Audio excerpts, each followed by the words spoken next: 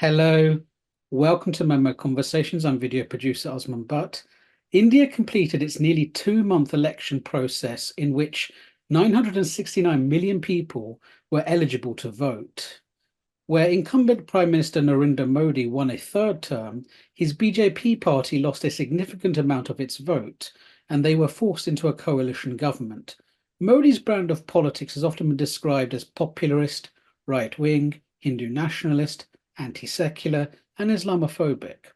While many have classed the BJP as a break from India's secular liberal political tradition, is that really true?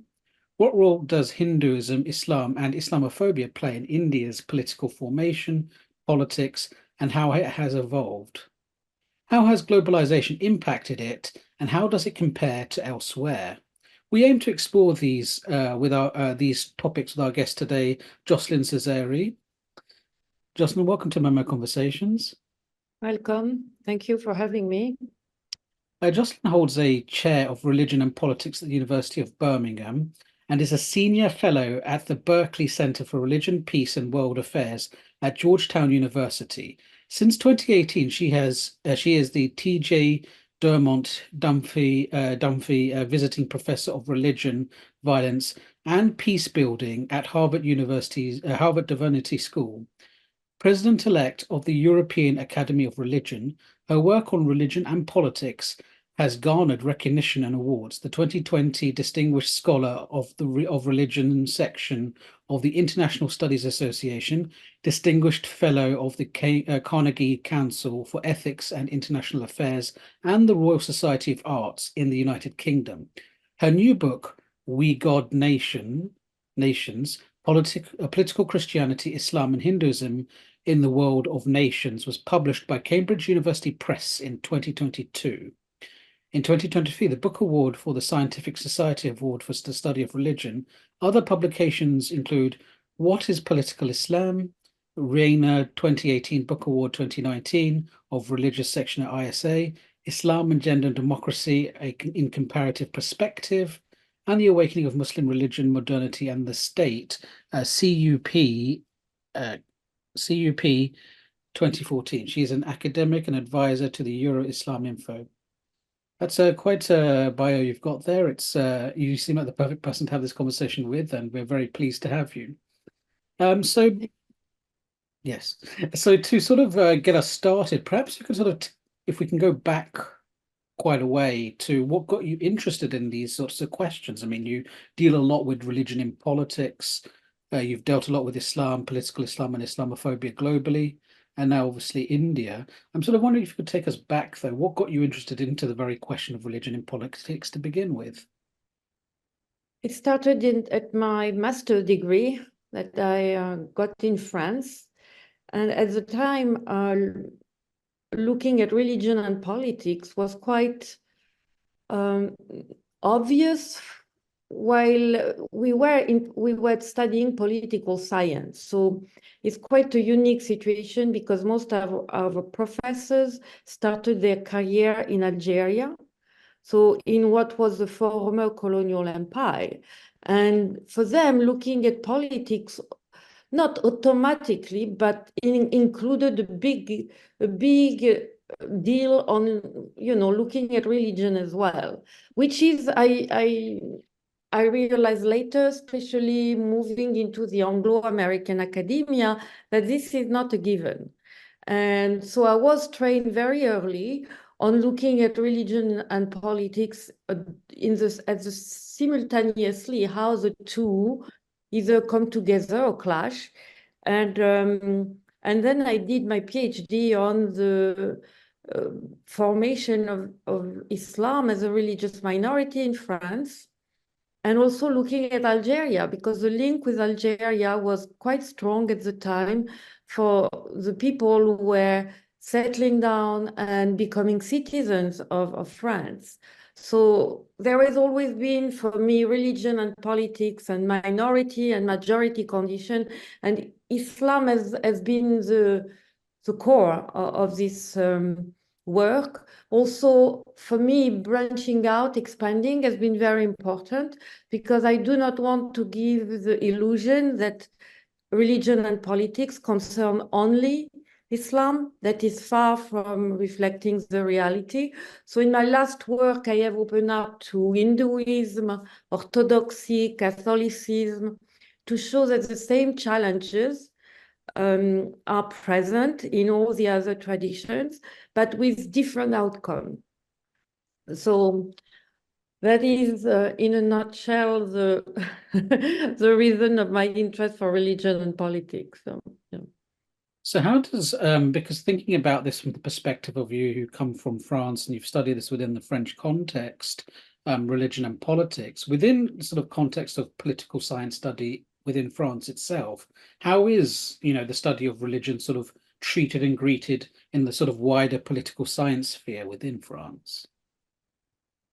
It has always been present, unfortunately, and that's why I have deliberately tried to step away from this focus on Islam. In the case of political science, it has remained focused on Islam. So one of the big work I'm trying to do is to reconnect the investigation of Islam to the broader field of anthropology and sociology of religion.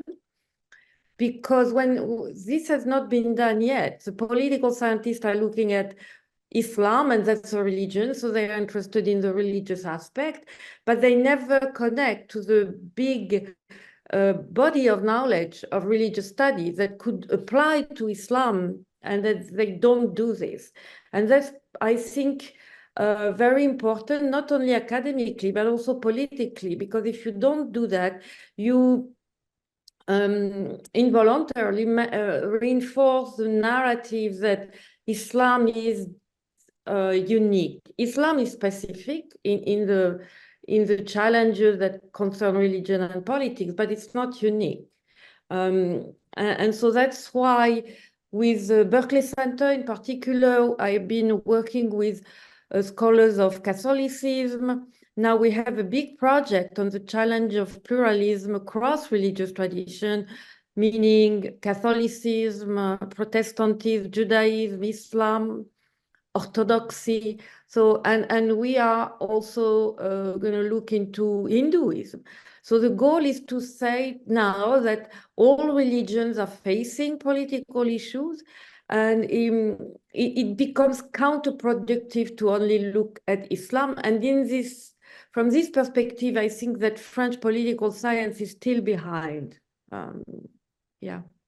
Yeah, so in that sense, do you feel the Anglosphere academia is more open to this challenge, or do you feel that it has a set of different challenges which makes it, difficult to sort of do these sorts of intersections and studies? The challenge is different in the Anglo American academia. The first one is for political scientists, religion didn't exist at all. It was not even thinkable to look at religion until 9/11. Of course, since then, things have changed. You could not find today anybody in the discipline telling you that religion doesn't matter. But how it matters is still not clarified, in the sense that nobody is looking at, indeed, the knowledge of religious studies to try to explain the role of religion in politics and vice versa. The political scientists have what I call the Huntington syndrome, which means that Huntington was right to look at religion, civilization, values, to try to understand conflict. The problem is he didn't know what civilization meant, because he was not educated in understanding civilization. So he used his own common sense, like, with a series of cliches on each tradition to try to explain the role of religion in politics. And that's what I keep telling my students in government. If you are not educated in religion, you cannot rely on your own experience to understand it. You are trained to do public policy. If you do religion and politics, you have at least to take into account that there is a discipline on religious study that you could look into and benefit from. And I have to say that this is a big challenge, because despite the whole buzz on interdisciplinarity, the track, especially in doctoral studies, remain very, very monodisciplinary. Indeed. And could you perhaps talk to us about, you mentioned obviously that there's this tendency as well to sort of see in many ways Islam as unique. Islam as unique within, certain contexts in terms of the challenges it presents, the fact that it has, it's perceived to have a certain kind of politics, which, may be well a challenge to sort of hegemony of, say, liberal order or the Western order or whatever it is. But why has this sort of idea emerged to begin with? Is it solely to do with things like post 9/11 fallout and needing a new enemy? Is it demographic? Is it the fact that so many Muslims live in Europe and other parts of the West? Why has this emerged as an idea that there's something particular about Islam that is a problem? So again, if we go back to Huntington, and if you look at statistics, you will see that the Muslim majority countries rank very high in conflict, not only interstate, but intra-national conflict that deal with politics and that are very bloody when it comes to tension between different religious groups. So the tendency from there is to say it's because of Islam. And in my work, I have tried to show that it is not about Islam as a tradition, because at different moment in history, Christianity could also be considered as pretty violent. If you look at the colonization of Latin America, the complete destruction of all the local population, including in North America and in the country in which I live. If you look at Inquisition, if you look at all the war that happened in Europe, you cannot say that Christianity is,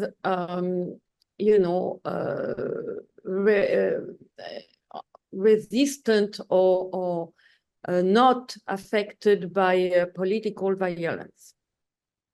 So how do you look then at the role of religion in politics? The first thing is to say that the role of religion, like any other factor, can be either positive or negative. And instead of focusing only on the negative, we should also look at the positive.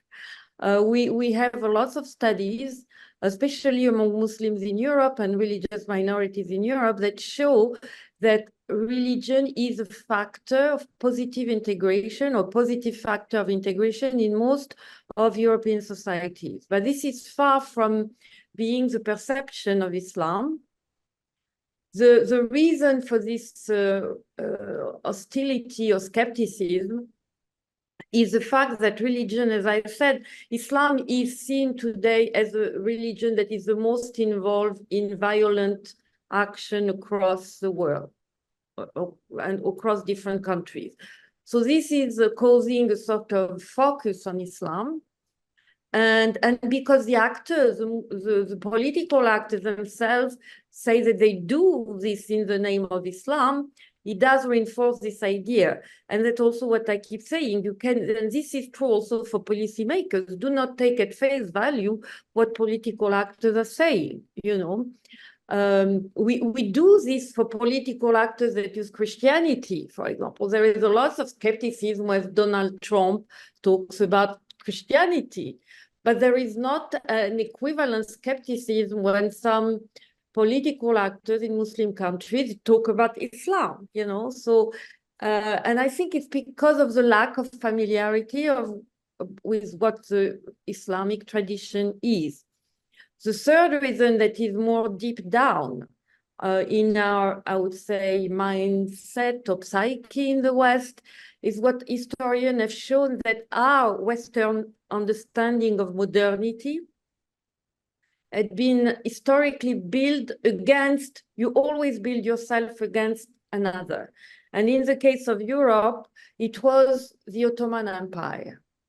So you have lots of terms, for example, the term despotism, that is often associated with Muslim majority countries. Actually, Montesquieu, the big French philosopher looking at constitutional order, what I call our French law. Okay.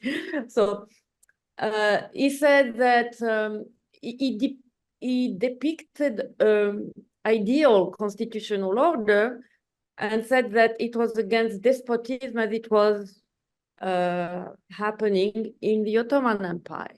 But this was not the reality. The Ottoman Empire at the time was a very sophisticated, nuanced, pluralist political system. It was far from being despotic. But he could not say that because he would have ended up in jail if he had attacked frontally in a very direct fashion the French monarchy. Same thing with fanaticism. The West has created first a false image of Islam as Mahometism, like in a sort of parallel to Christianity, and associated it with fanaticism. You know, Voltaire, again, another French philosopher, wrote a play, not a good one, but it was the Prophet Muhammad or the spirit of fanaticism. So you see how terms can be dormant in our psyche and can be reactivated by contemporary issues. And so that is this kind of also deep down conception that we Western modern civilization have been built against Islam, that is still very present in a lot of the contemporary or existing discourse on you know, incompatibility of Islam with democracy, with human rights, and so on. That's kind of interesting. I think that will get us on to India now, because of course there is something, you know, we talk a lot about political formations in the West. We talk a lot about politics of Islamophobia in the West, which is quite important, but it is also happening elsewhere in different contexts for different reasons. But before we sort of get to the idea of Islamophobia in contemporary India, Modi's India, could you perhaps tell us a little about Hindu identity and its functionality in India today? So as we know, or it's often said that India is a secular country by its constitution and political system since independence. And that is true constitutionally. But it doesn't mean that Hinduism never played a role even at the peak of the secular public culture. So what do I mean by that? I mean that first, it's not even an homogeneous country. It's like a subcontinent on its own.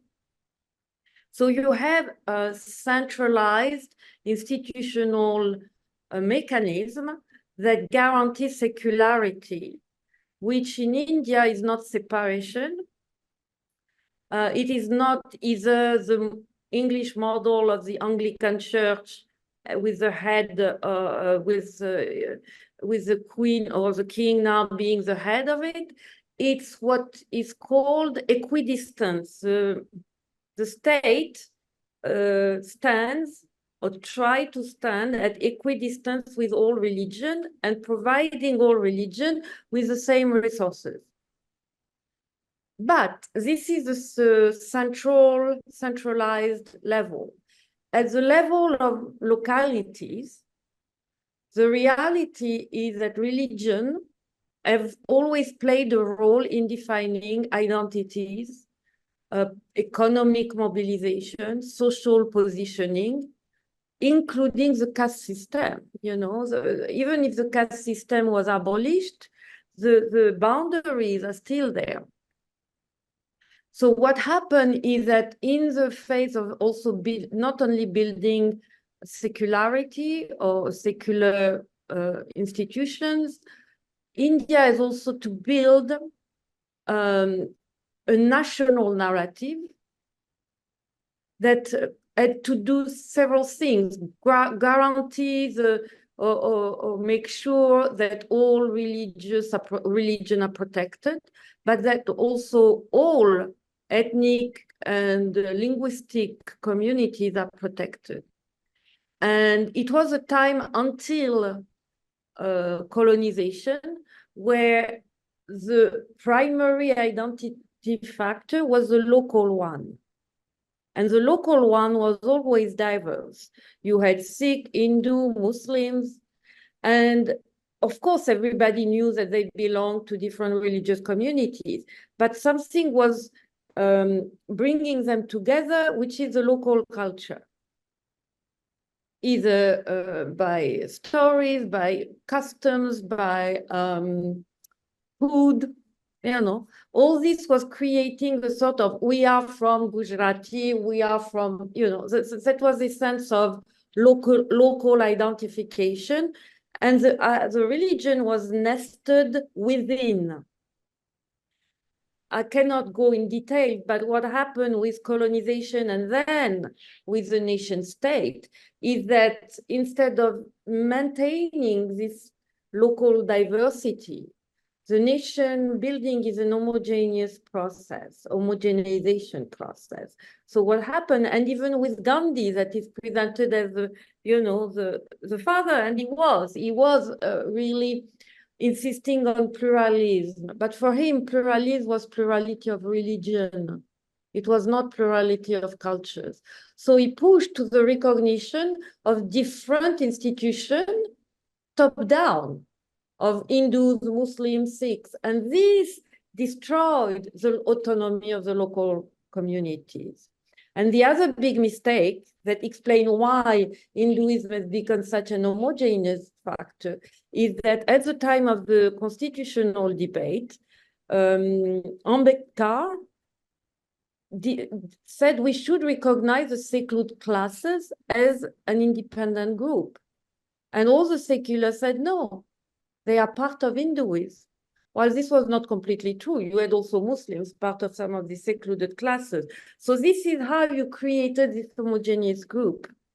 And that's why today, Modi is tapping into the most marginalized or low-ranking element of Hindu groups. And because these groups do not have any more channel of identification outside of being Hindu in the nation. And this homogenization of Hinduism was also part of the colonization process. Hinduism never existed as a set of coherent, national doctrine or behaviors. Even governors, the British governor was saying what is called Hinduism in this locality is not the same in this other. And again, that's homogenization that creates a sense of unity among Hindus that could have been divided by locality, by class, and this was not possible anymore. And also by the fact that the people who built the country were Hindu elite. They were secular, but they were Hindu elite. And so their vocabulary, their way of talking about India as an independent country was very much influenced by Hinduism. You know, there is in the book you mentioned, or We Got People, where I have a chapter on India, and the breaking point for the Muslim elite was right after the independence, when the children were going to school, they were greeted by sort of introduction that was coming from the Hindu tradition. And they said, this is not possible. We are not welcome here. And that's how they left and built Pakistan. So you see, it's impossible to tell you Hinduism is this in the past, before nation, and it has evolved. Actually, Hinduism, as we know it, is a construction of the modern state from different practice. So Modi is not a figure of authentic Hindu tradition. He is the heir of this building of Hinduism to fit into the national frame. Indeed, indeed. And I think part of that construction that we've talked about is this idea of indigenous religion versus foreign religion. So even within, let's say, the 1940s, when we're talking about these elites, there was an idea that, Hinduism, as they sort of conceived it, was a local Indian religion, and Islam was the outsider religion. Even if they were to be tolerated, they're still sort of seen as a kind of guest religion within the context of India. And so I think this is a good way to sort of start talking about the role of Islam in India, but particularly, post partition, and then as we sort of get to Modi's India, how Islam became the politics of othering of Islam and how it's changed over the last few years, number of years. First, even before Modi, you have a lot of tension locally. There is unfortunately a long history of riots locally that involved Muslim, but as a group, Hindu Muslims or as a group like Sikhs or others. And you see peaks in the riots, so and in the local communal tension. What happened with Modi is that he had the capacity to mobilize at the national level a lot of movements that had been promoting this idea that India is Hindu since the 1920s. So it's not a new phenomenon. The group that is coming from is a very intolerant group that was already existing, but that was in some way hidden by the national elite, like Gandhi, like the Nehrus. But even if this was present, it didn't become visible at the national level, but it was there. And so Modi benefited from that and was able to build the BJP by the support of these groups. And so the idea that India is Hindu, again, is not new. What is new is the capacity of Modi to erode the secular system to push toward an implementation of India being Hindu. And this is very worrisome. It started before COVID. You had already before COVID lots of groups that were, and political actors locally were violently and very vocally anti-Muslim and Islam. You had already examples of abuse by the population. The turning point in intensification was the COVID, because we witnessed at the time a huge amount of abuse, Muslims being barred from hospital because they were considered or seen as conveying the virus, all their business destroyed. So, and since then, this has just been, augmenting, increasing at a very high pace. You have lynching happening. And the worrisome part is that the local police force are not very much implementing the rule of law. And that's the problem. So with Modi at the head of the system, the rule of law that is supposedly protecting all citizens is not implemented anymore. He has also pushed for his main point, especially not at this election, but the one before that he won with a big majority. He used to say that the secular culture was protecting the minorities, but not the Hindu, because he is addressing the fact that not only the state has to guarantee the same resources to everybody, but there is the idea that it's not just an abstract equality. Some groups need to be helped more than others. And it was indeed translated into a state policy. So he said, this is not possible anymore. We have now to just take care of our Hindu group. And so what we are witnessing here is something that is very, very severe, which means a social discrimination, meaning Hindu citizens attacking Muslim citizens. And you have also what we call a governmental discrimination, meaning the state now not taking all the measures to either make people accountable for their abuses or even for preventing them. And when you have these two levels combined, governmental and social discrimination, the status of people is very, very vulnerable and very much at risk.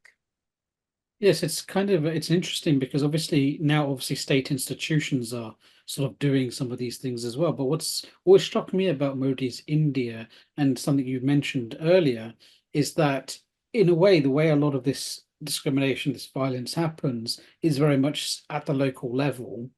And it's done through a net, because I think one of the more interesting things about the BJP and Modi is that they rely a lot on networks. So the BJP has networks with the RSS, RSSS, yes, that's the group RSSS. I Yeah. was mentioning. I didn't want to overload your audience with terms and the abbreviation, but that's the group, yes. And the RSS themselves have other networks that they're connected to and across the country, local Hindu networks, which are charities, they can be NGOs, they can be, what effectively could be called militia groups. There's all sorts of things happening across India. And the BJP through the RSS as well has built connections between all of them across different parts of the country. And, at the local level, which is, and with BJP being ahead at their national level as well, it's given them this sort of ability to sort of influence all these different actors in different countries, different places within India. And you sort of see, even during the election, you will see a BJP candidate in one area giving completely different messaging, different policy ideas, and, claiming that Modi's interested in implementing these things. And then in a different area, it will say something completely different because the local politics is completely different. And they sort of get away with this, what to us would be a kind of contradiction. If, when a Western politician, if Biden gets up and says one thing and then a Democrat running somewhere else says something completely different, it sort of backfires on them. But this doesn't seem to happen in the Indian context. No, it doesn't happen for the reason I mentioned before. It's because there is no, I would say, clear, or how to say, it's not just top down, it's also bottom Bottom up. up. Yeah, and even the past more educated elite, secular elite used to rely on these local alliances and network, but they just didn't mention them or work with them at the national level. What Modi did in order to build his own political strength was to build some of this network to create the BJP. Without, as you said, the RSS still exists, but built on the support and other networking, he was able to pull up the BJP as a voice representing these local tensions. And again, the tensions are not everywhere. They are states or localities that are more prone or inclined to this tension than others.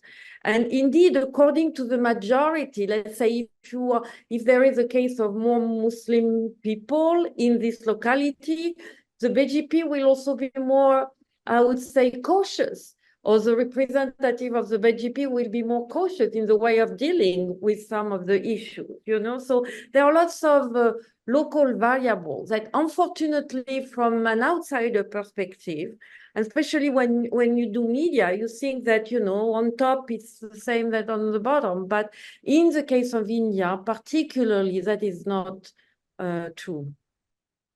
Yes, interesting. And I sort of now want to, what I sort of wonder about as well, because whenever we sort of see this kind of politics emerging in different countries throughout the world, a leader emerges and they're sort of the spokesman of this identity, not necessarily new identity, but of the identity. And they have clear outgroups who they target. So in this case, it would be Muslims, but there's also a targeting against other people from within that identity group who do not identify with that kind of politics. So my question is, how is this sort of identity that has emerged in BJP with the BJP directed against other Hindus? How does it function on that kind of level?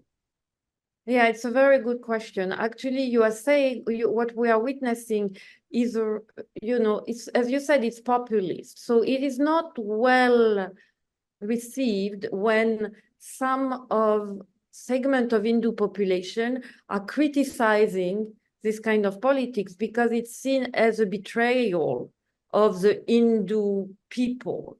And it can go with some pressure. So I have feedback from a lots of friends that are telling me that it's difficult to object or to criticize this kind of politics locally. So either people are silent, and their silence is in some way a sort of validation of the more extreme or intolerant behaviors. And there can be a repercussion, like,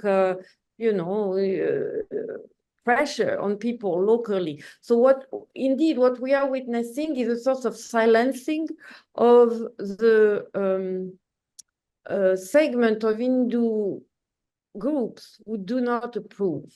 And again, this is another sign, worrisome sign of not only the erosion of secularity, but of erosion of democracy.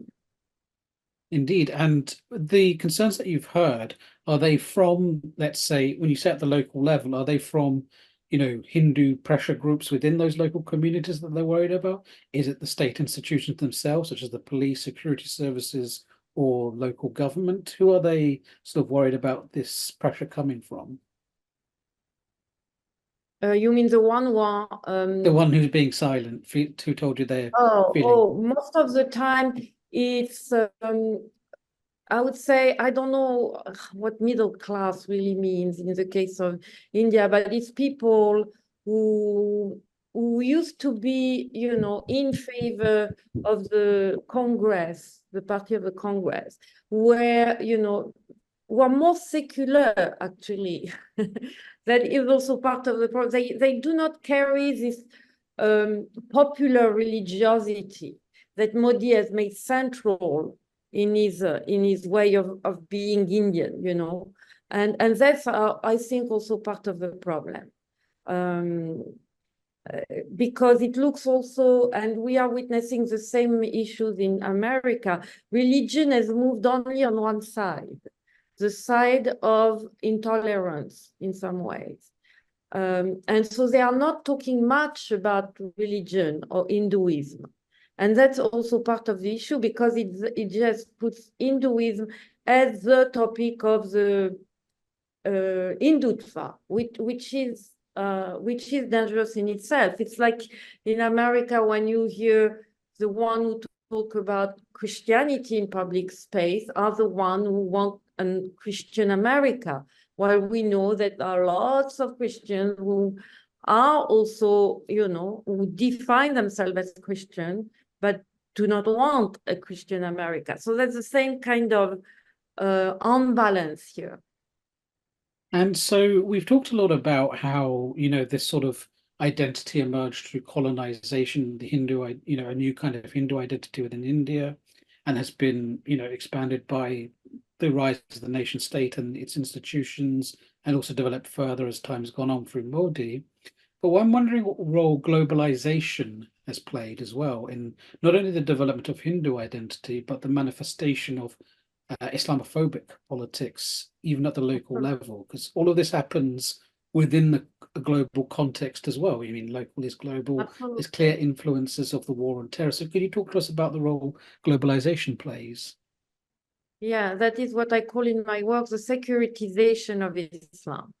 And this, we see it happening in Europe, in China, in India, even in Muslim majority countries, where the global environment will be used to suppress some groups or position in the regional context. So what does it mean? It means that the terror threat is there. I mean, nobody would say it's not there, and you live in Europe. I am from Europe. We have been, unfortunately, it's the theater of lots of attacks. So no doubt there. What happened is that since 9/11, government have justified, and also not only in Europe, but also in America, they have justified politics or policies that are infringing on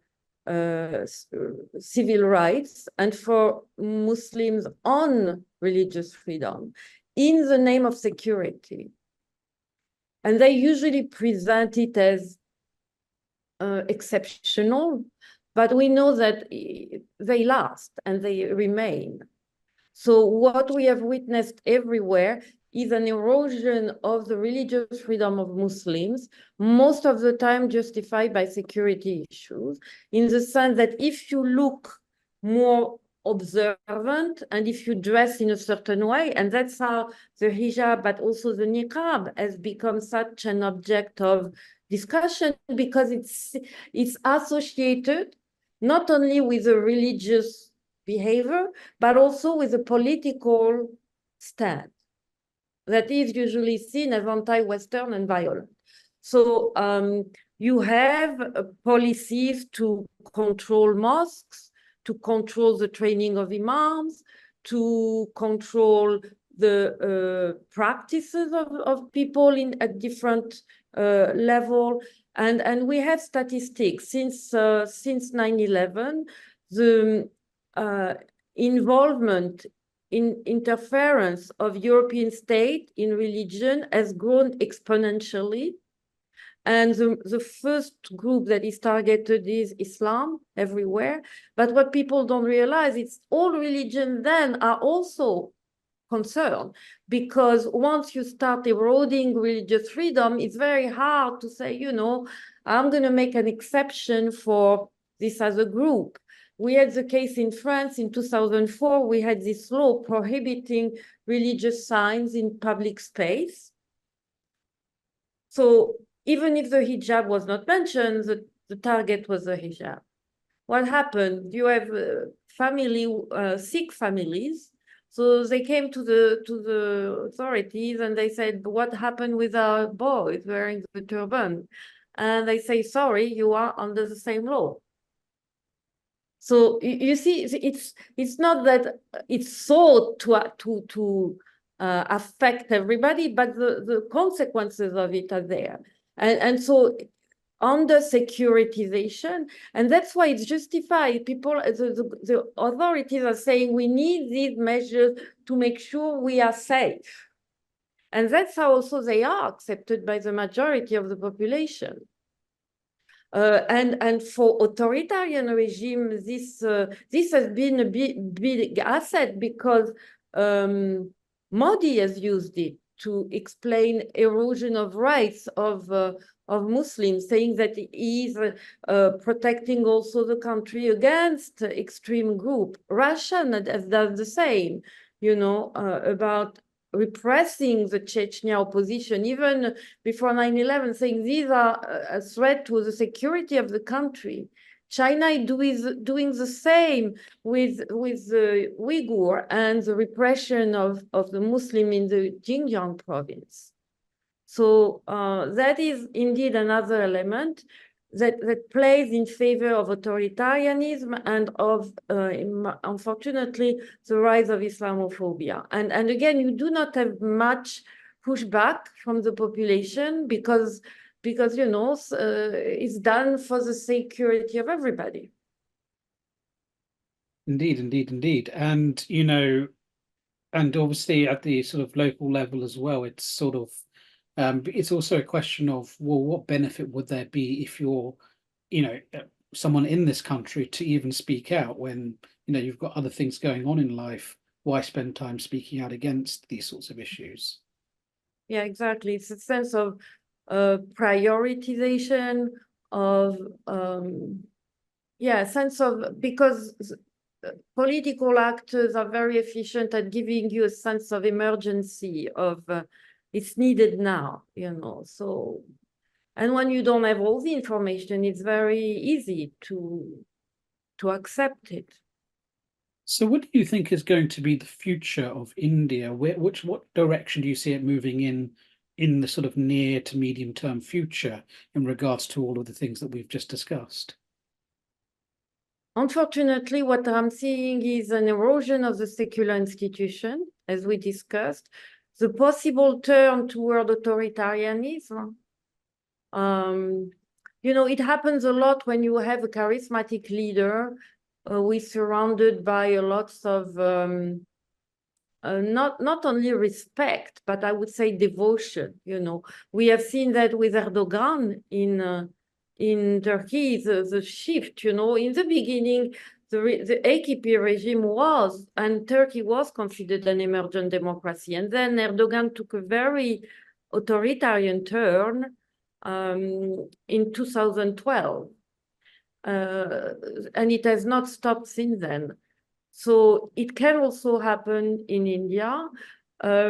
What worries me the most is the very, very violent situation, the huge violence against Muslims in India, and who is really addressing this problem, you know. And as we said, the opposition has been pretty much weak concerning this situation. So I'm sorry, I don't sound very optimistic right there. Yeah. And so when it comes to sort of, scholars studying perhaps now or perhaps in the future studying, the phenomena of religion as a basis of nation, religious nationalism, popularism and religion, what do you see as the sort of the questions that are now being asked about that, and where do you see the research going?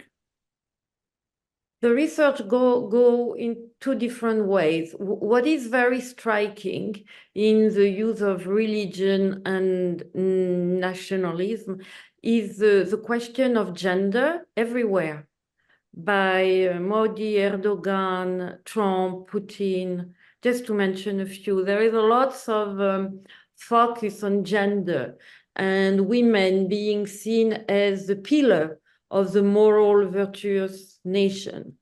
So, and religion, and a certain interpretation of religion, serving this narrative. So what I'm witnessing everywhere is the attempt of mobilizing as a group within each religion to counter the use of religion on just one side, because this is not democratic. The democracy is the capacity of having religious voices distributed across the political spectrum. What is worrying, it's not that religion on its own, that's not religion on its own. It's the fact that religion is seen associated with one side, and usually the conservative, authoritarian side. The paradox is we have a lot of surveys that show that the most observant, pious member of each tradition are usually against this use of religion. Now, how do we give them channel to express their rejection of this authoritarian use of their religion? That's a big question. That's what we are trying to look into. How do we to open up more paths, not only to survey, but also political engagement, to avoid the push of religion only on one side. And again, it's not only Islam right there. You see, you cannot just say it's Islam. It's Protestantism, it's Orthodoxy. You see it everywhere. That's one big thing. The second, I think, important path to research is to see if there is a possibility for more mobilization or communication from the top, from the bottom, from the different segment of population toward the top, meaning the populist voice is fueled because a lot of citizens think that the current political elite doesn't reflect their needs and expectation, you know. And so in itself, this is a democratic claim, if you think of it. It's like, we want the people, we the people, to be more represented. The problem we are having now is that this kind of expectation is channeled into authoritarian and anti-democratic agendas and mobilization. How do you keep this need for more opening, for more power sharing without destroying the existing system? This is also a big question, because some people, the jury is out among scholars. Is populism automatically against democracy? From what I see, it is because people are dreaming of a sort of empowerment of the people that they turn to these extreme right groups. So there is more work to be done around, around this question of populism and democracy, and again, associated also with the role of religion in it. So indeed, those who are not sort of engaged in the sort of populist authoritarian side of religion need to start taking religion more seriously as a force and thinking about ways it can be utilized. Exactly. That is the problem, that the more democratic voice today are also seen as the most anti-religious voices, which is a big issue right there, especially in Western democracies. So that is something that is a responsibility of the elite, including the elite we train. And this circling back to the beginning on, how you teach about politics. Most of the time, when you teach about politics, you ignore religion. Jocelyne Cesari, thank you for talking to us at MEMO Conversation. Thank you very much. It was my pleasure. Thank you. To our audience, thank you for tuning in. If you'd like to catch up with this one or previous MEMO Conversations, you can go to our website, but please do tune in next time for more MEMO Conversations.